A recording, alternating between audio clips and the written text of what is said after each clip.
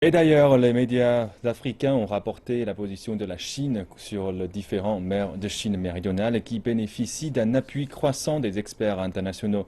La Chine a rejeté la tentative de Manille d'impliquer un tribunal d'arbitrage européen dans l'affaire. La Chine a clairement indiqué qu'elle n'acceptera pas ni ne participera dans aucun cas à l'audience de la Cour. Un nombre croissant de médias ont exprimé leur appui à la Chine.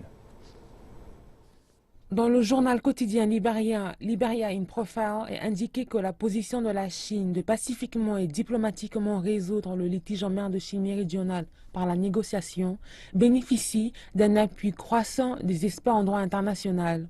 Le journal affirme que l'arbitrage fera peu pour régler le problème, car le tribunal européen n'a aucune juridiction. L'article 298 de la Convention de l'ONU sur le droit de la mer cite explicitement que la Chine a le droit de ne pas s'impliquer dans les procédures d'arbitrage.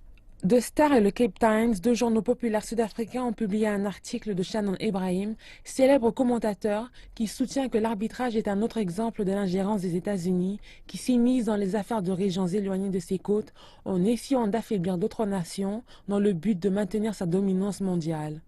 Shannon Ibrahim a ajouté que la Chine a le droit international de son côté, car elle peut exercer sa souveraineté territoriale sur les 4 principaux archipels en mer de Chine méridionale. Le journal égyptien Al-Aram a indiqué que les États-Unis utilisent comme excuse la protection de la liberté de navigation dans la région dans le but de freiner la montée de la Chine.